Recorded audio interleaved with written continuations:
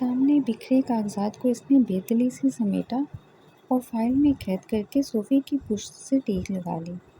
کھلے بالوں میں ہولے ہولے انگلیاں چلاتے ہوئے وہ کسی گہرے خیال میں ڈوبی ہوئی تھی۔ کڑھائی کرتی معجبی نے کوئی 10ویں مرتبہ اس کا بغور جائزہ لیا۔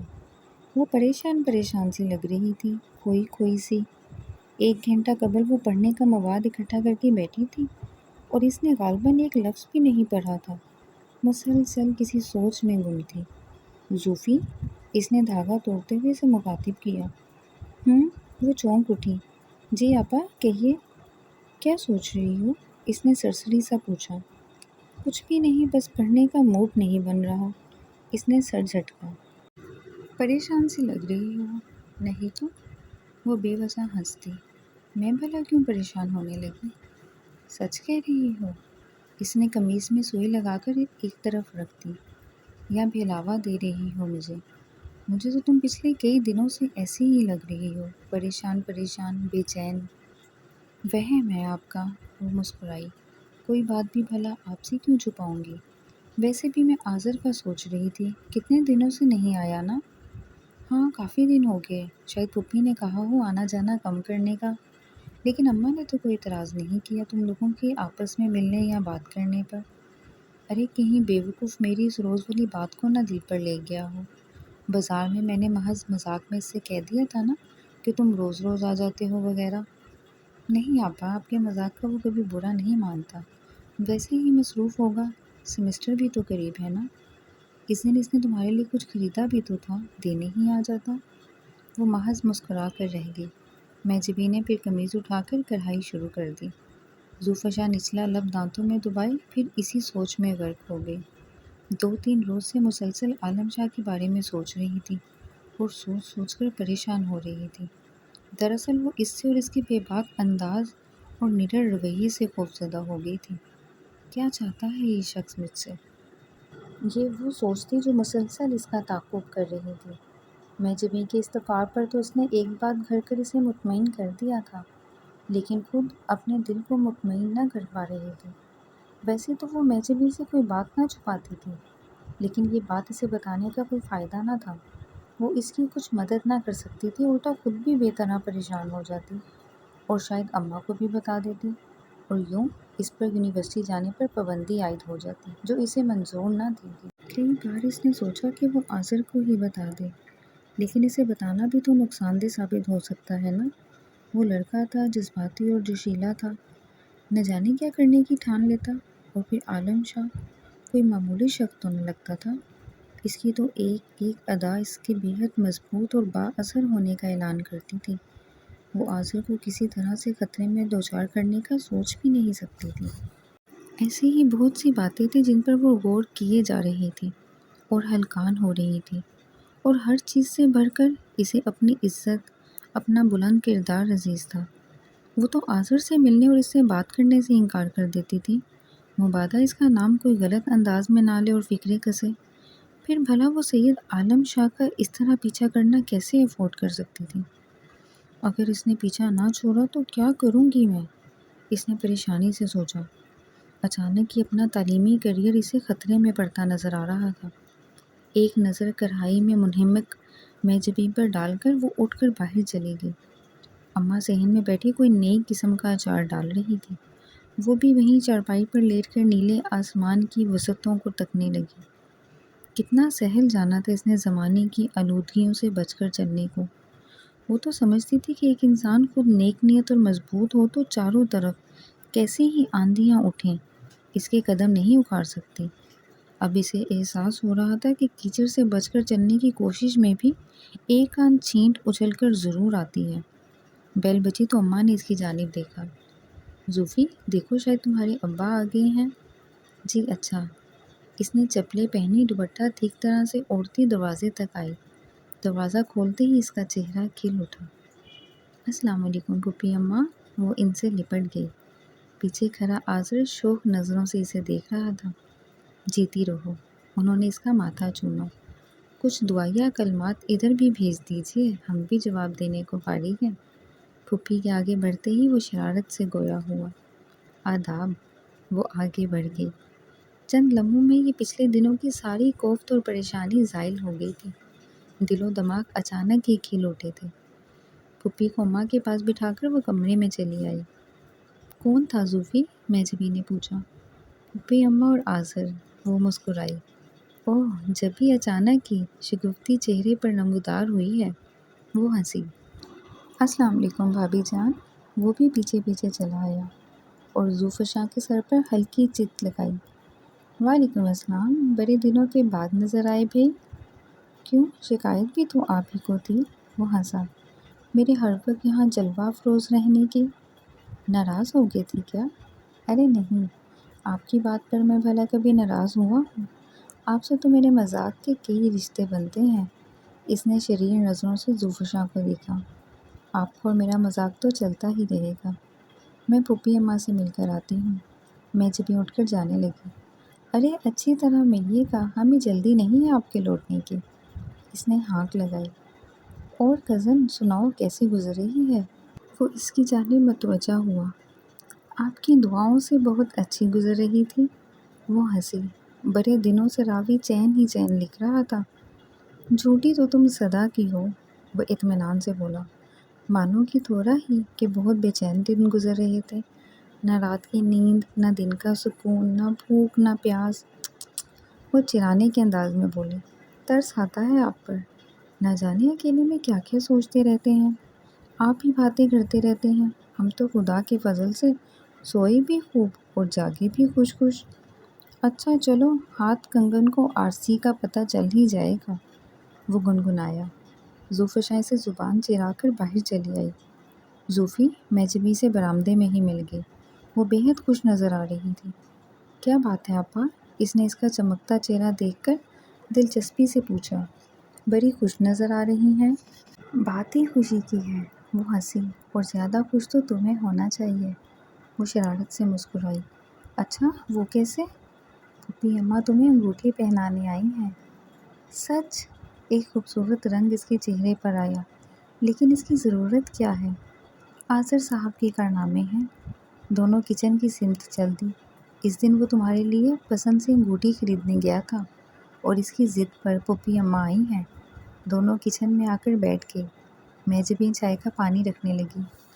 خوشی چھپائے نہیں چھپ رہی محترمہ سے، میجبی نے ہنس کر دیکھا۔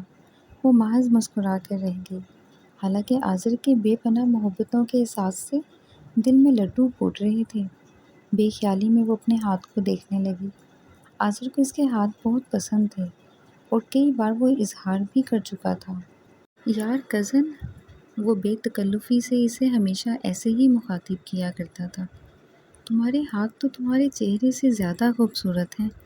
لگتا ہے کسی ماہر سنگ تراش نے سالوں کی محنت کے بعد سنگ مرمر کو تراش کر بنائے ہوں۔ وہ ہنس کر چپ چاپ اپنا کام کیے جاتی۔ زیادہ صابن میں بھگو کر مت رکھا کرو انہیں، خراب ہو جائیں گے، وہ ہدایت کرتا۔ برتن تم دھو جایا کرو، وہ ہنس کر کہا کرتی۔ یہاں تو نہیں، وہاں دھو دیا کروں گا، وہ معنی خیز باتیں شروع کر دیتا۔ مجھے زن مرید قسم کے شوہر بالکل پسند نہیں، وہ ناک منہ چڑھا کر کہتی۔ یہاں وہاں مت کرو اور باہر جا کر بیٹھو۔ زوفشی، میجبی کی آواز اسے خیالوں کی دنیا سے باہر کھینچ لائی۔ تم ذرا پلیٹیں وغیرہ نکال کر صاف کر لو، اماں نے کچھ چیزیں منگوائی ہیں۔ جی اچھا، وہ کھڑی ہو کے الماری کی جانب بڑھ گئی۔ اچھی مہمان نوازی ہے، وہ دروازے پر موجود تھا۔ مجھے وہاں بٹھا کر دونوں بہنیں یہاں اپنے کام نپٹانے چلی آئی۔ ارے ذرا سی دیر کو آئے ہیں، نہیں آیا کریں گے زیادہ۔ تم مہمان کب سے ہوگی؟ میجبی نے آنکھیں نکالی۔ مہمان کے اس طرح پورے گھر میں مٹر گشت کرتے پھرتے ہیں، اور یہ کم کمانے کی دھمکی کم از کم مجھ پر تو کارگر ثابت نہیں ہو سکتی۔ البتہ، اس نے شرارت سے زوفی کو دیکھا۔ البتہ کیا؟ وہ جلدی سے پوچھنے لگا۔ البتہ کچھ لوگ ایسے بھی ہیں جو آپ کی طویل غیر حاضری سے پریشان ہو جاتے ہیں، کھوئے کھوئے رہنے لگتے ہیں، پڑھائی میں ان کا دل نہیں لگتا۔ توبہ ہے آپا، زوفشاں نے جلدی سے اس کی بات کاٹ دی۔ آپ تو مذاق ہوگا اور وہاں کوئی دل پر لے لے گا، ذرا سوچ سمجھ کر بولے نا۔ وہ شرارت سے کھنکارا۔ ہم نہ کہتے تھے۔ غلط فہمی ہے، وہ منہ بنا کر بولی۔ ارے چشم دید گواہ ہے میرے پاس، وہ جوش سے بولا، اور اس نے ابھی ابھی گواہی دی ہے، اب لاکھ مکرو تم۔ تمہیں کیا مل جائے گا اگر یہ مان بھی جائے تو؟ مہجبی نے مسکرا کر پوچھا۔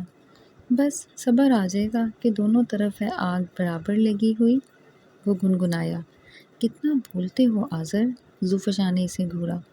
یہی تو دن ہے میرے بولنے کے، بعد میں تو تم بولا کرو گی اور میں سنوں گا، وہ مزے سے بولا۔ چائے بن گئی تو مہجبی چائے لے کر اندر چلی گئی۔ ذوفشاں وہیں بیٹھی چائے کے گھونٹ بھرتی رہی۔ اس پر کوئی ممانت تو نہ تھی، لیکن اسے آج خود ہی اماں اور پھوپھی کے سامنے آذر کے ساتھ بیٹھنا اچھا نہ لگ رہا تھا۔ یوں بھی ابا آنے والے تھے اور آج تو پھوپھی اماں کے آنے کا مقصد بھی کچھ اور ہی تھا، سو مہجبین کے بےحد اصرار پر بھی وہ اندر نہیں گئی۔ زوفی چلو تمہیں پھوپھی اماں بلا رہی ہیں، مہجبین مسکراتی ہوئی اندر آئی۔ کیوں؟ ارے کیوں کیا، معلوم تو ہے تمہیں، انگوٹھی پہنائیں گی اور کیوں؟ ابا آ گئے؟ اس نے استفسار کیا۔ ہاں نا، تبھی تو بلا رہی ہیں تمہیں۔ آذر کہاں ہے؟ اسے نہ جانے کیوں گھبراہٹ ہو رہی تھی۔ وہیں بیٹھا باتیں بنا رہا ہے، وہ ہنسی۔ اور یہ آج تمہیں کیا ہو رہا ہے؟ وہاں کون پرایا ہے جو تم اتنا گھبرا رہی ہو؟ چلو اٹھو۔ مہجبی کے پیچھے پیچھے شرماتی جھجکتی وہ جا کر پھوپھی اماں سے بالکل چپک کر بیٹھ گئی۔ زندگی میں پہلی بار اسے آذر سے بھی شرم آ رہی تھی، اور پھر ابا بھی تو وہیں بیٹھے تھے۔ آذر بھی اچانک اٹھا اور اٹھ کر باہر نکل گیا۔ غالباً وہ خود بھی انہی احساس سے دوچار ہو گیا تھا۔ ارے اسے کیا ہوا؟ ابا حیرانی سے بولے۔ مہجبین کلکلا کر ہنس دی۔ ذوفشاں کے لبوں پر بھی مسکراہٹ دوڑ گئی۔ پھوپھی اماں نے مسکراتے ہوئے اس کی انگلی میں انگوٹھی ڈال دی اور اسے گلے لگا کر پیار کیا۔ خدا مبارک کرے۔ ابا نے اس کے سر پر ہاتھ پھیرا اور باہر نکل گئی۔ مہجبین اطمینان سے بیٹھ کر چیزوں سے انصاف کرنے لگی، اور وہ سر جھکائے ہاتھ میں پڑی انگوٹھی کو دیکھے چلی گئی۔ انگوٹھی کیا تھی؟ ایک خوبصورت احساس تھا جس نے اس کی انگلی کو ہی نہیں، اس کے دل کو گھیرے میں لے لیا تھا۔ دیکھو آذر، مجھے یہ باتیں بالکل پسند نہیں ہیں، بے حد ناگواری سے اس نے کہا تھا، اور وہ بائک اس قدر تیز دوڑا رہا تھا کہ اسے یہ بات چیخ کر کہنی پڑی تھی۔ یار کزن، ذرا کان کو قریب لے آؤ، بالکل سنائی نہیں دے رہا۔ تمہیں آخر عقل کب آئے گی؟ وہ جھنجھلا کر بولی۔ نہ بھی آئی تو کیا حرج ہے، وہ ہنسا۔ اور سنو لڑکی، عقل اگر آ گئی نا تو نقصان تمہارا ہی ہوگا۔ جس طرح ایک میان میں دو تلواریں نہیں رہ سکتی، اسی طرح عشق اور عقل کا کوئی میل کوئی جوڑ نہیں، ایک آئے تو دوسرا خود بخود رخصت ہو جاتا ہے۔ مجھے عقل آ گئی تو سمجھو عشق گیا ہی گیا۔ اچھا عشق ہے، وہ چڑ کر بولی۔ خود تو خوار ہوتے ہو، مجھے بھی کراتے ہو، کیا سوچتے ہوں گے ابا؟ ارے وہ نئے زمانے کے ابا ہیں، جدید اصولوں پر بنے ہوئے، وہ ہنس دیا۔ کچھ نہیں سوچیں گے، شرم کرو۔ جالا یار، رحم کرو، میرا اتنا خوبصورت موڈ برباد تو مت کرو۔ بائک روکتے ہوئے اس نے کہا۔ آؤ تمہیں تمہاری پسند کی آئس کریم دلا دوں، میں یہیں کھڑی ہوں، تم لے کر آ جاؤ۔ وہ خفا تھی اس کی اس حرکت پر۔ اچھا ٹھیک ہے، اس کے بگڑے ہوئے موڈ کے پیش نظر فوراً مان گیا، یہیں لے آتا ہوں۔ وہ اس کی بائک سے ٹیک لگا کر بے خیالی میں مختلف گاڑیوں کو سڑک پر دوڑتا دیکھنے لگی، جبکہ وہ آئس کریم پارلر میں گھس گیا۔ آج زندگی میں پہلی بار وہ اس طرح آذر کے ساتھ بائک پر بیٹھی تھی۔ وہ خود اس سے بات کرتا تو وہ صفائی سے منع کر دیتی، لیکن اس نے تو پکا کام کیا تھا۔ سیدھا ابا کی خدمت میں حاضر ہوا تھا اور درخواست پیش کی تھی کہ وہ ذوفشاں کو آئس کریم کھلانے کے لیے لے جانا چاہتا ہے، جس کے لیے ان کی اجازت درکار ہے۔ اور بھائی سے حیرت امر یہ تھا کہ ابا نے خوش دلی سے اجازت دے دی تھی۔ ہاں، اماں ضرور چپ سی ہو گئی، اور ذوفشاں کے ذہن میں رہ رہ کر اماں کا چہرہ آ رہا تھا۔ پتہ نہیں کیا ہوتا جا رہا ہے آذر کو، اس نے جھلا کر سوچا۔ بے دلی سے ایک ایک چیز پر پڑتی نگاہ اچانک ہی تھمی تھی، اور اس کا دل یکبارگی زور سے دھڑکا تھا۔ ذرا سے فاصلے پر پارک کی ہوئی کار کی ڈرائیونگ سیٹ پر بیٹھا عالم شاہ اپنی تمام تر حسیات سمیت اس کی جانب متوجہ تھا۔ ذوفشاں کی سمجھ میں اور کچھ نہیں آیا اور رخ موڑ کر کھڑی ہو گئی۔ کچھ ایسی بات تھی اس شخص میں کہ نگاہ پڑتے ہی اس کا وجود پسینے میں ڈوب جاتا تھا، دل پسلیاں توڑ کر باہر نکلنے کی کوشش کرنے لگتا تھا۔ اجالا، اس نے اپنے پیچھے آذر کی آواز سنی، پھر بھی اس طرح سے اچھلی جیسے ایٹم بم پھٹا ہو۔ ارے، وہ ہنس دیا۔ کیا ہوا ہے؟ اس نے غور سے آذر کو دیکھا اور نہ جانے کیوں اس کی آنکھیں ڈبڈبا گئی۔ آذر گھر چلو۔ ہاں ہاں چلتے ہیں، یہ آئس کریم تو کھا لو۔ میں جبھی باجی کے لیے تو میں نے پیک کر لی ہے۔ نہیں بس میں بھی وہیں چل کر کھاؤں گی۔ ہوا کیا ہے یار؟ وہ جھنجھلا گیا۔ آذر وہ اس نے ذرا سا رخ موڑ کر کن اکھیوں سے پیچھے دیکھا اور جیسے اس کی جان میں جان آئی۔ گاڑی وہاں سے جا چکی تھی۔ کچھ پھوٹو بھی تو منہ سے۔ وہ چونکی۔ ہاں لاؤ 2 آئس کریم کھاتے ہیں۔ احمد موڈ آف کر دیتی ہو۔ وہ ناراضگی سے اسے گھورنے لگا۔ زوفشاں ہنس دی۔ ہرچند کہ اس نے ہنسنے مسکرانے کا قطعاً دل نہیں چاہ رہا تھا۔ ٹی وی کی اسکرین پر ناچتی تھرکتی تصویروں سے پرے اس کا دماغ کہیں اور موجود تھا۔ مخمور آنکھیں کسی گہری سوچ میں گم تھیں اور چہرے پر تناؤ کے سے آثار تھے۔ ہاں کچھ ایسی بات تھی اس میں جو سوچنے پر مجبور کرتی تھی۔ کچھ ایسا تھا جو دماغ کی تہوں میں اس طرح سے جذب ہوا تھا کہ نکالے نہ نکلتا تھا۔ ورنہ سید عالم شاہ نے کب کسی چیز کو اتنی اہمیت دی تھی کہ وہ نہ چاہتے ہوئے بھی اس کے بارے میں سوچنے پر مجبور رہی۔ لڑکیاں تو اس کے لیے بس ایسے ہی تھی جیسے بچوں کے لیے تصویروں والے کیمرے میں کھٹاکھٹ ایک کے بعد ایک تصویر نظر کے سامنے آئے۔ یہ کیسی تصویر تھی جو مستقل نظر کے سامنے تھی؟ پیشانی پر ہاتھ پھیر کر اس نے ہتھیلی کو بغور دیکھا۔ اے سی کی ٹھنڈک رگوں پے میں سرایت کر رہی تھی اور اس کے باوجود پسینے سے نم ہتھیلی اس کے ذہنی خلجان کی تصدیق کر رہی تھی۔ تمہاری سوچوں جیسی لگتی ہے نا؟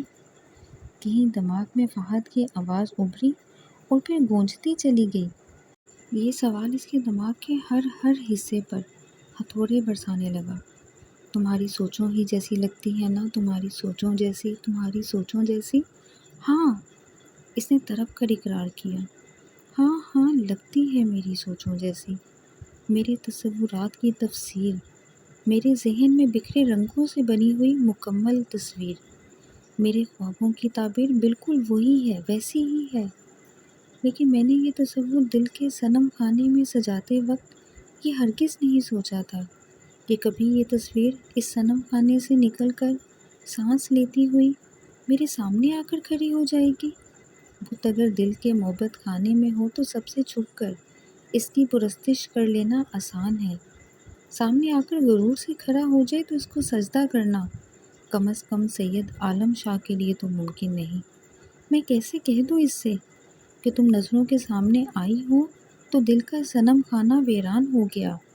عالم شاہ کا دل نہیں رہا، ایک ویران صحرائے ہو گیا ہے اور اسے بسانا، سجانا، سنوارنا تمہارے اختیار میں ہے۔ عالم شاہ تو بے اختیار ہو گیا ہے۔ نہیں، اس نے سختی سے اپنے ہی خیالات کو رد کر دیا۔ یہ نہیں ہو سکتا۔ یہ کیسے ممکن ہے کہ سید عالم شاہ ایک کم مایہ بے حیثیت لڑکی کے آگے بے اختیار ہو جائے، سرنگوں ہو کر اپنے دل کو روشن کرنے کے لیے اس کے جلووں کی بھیک مانگے؟ بے-چینی حد سے سوا ہو گئی تو وہ کھڑا ہو گیا۔ وی سی آر میں لگی فلم کب کی اپنے اختتام کو پہنچ گئی تھی اور اب ٹی وی اسکرین روشن مگر خاموش پڑی تھی۔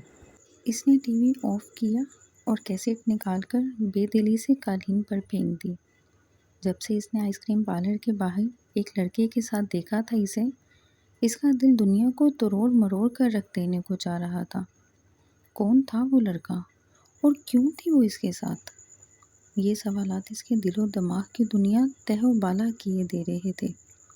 ایک ہی وصف کی تو خواہش تھی اسے، کوئی ہو جس کی وفاؤں کے تمام سرے عالم شاہ کی ہستی تک آتے ہوں۔ وہ چاندنی کی ٹھنڈی کرنوں سے بنا پیکر، وہ ابر نسا کا پہلا شفاف قطرہ، وہ بہار کے پہلے غنچے کے کھلنے کی صدا جیسا وجود، اگر حقیقت میں کہیں تھا تو صرف سید عالم شاہ کے لیے تھا، صرف اس سے محبت کرنے کے لیے، اس کو چاہنے کے لیے بنا تھا۔ اس کی تمام تر وفائیں، ساری دعائیں شاہ کے نام ہونی تھی۔ پھر وہ دوسرا کون تھا؟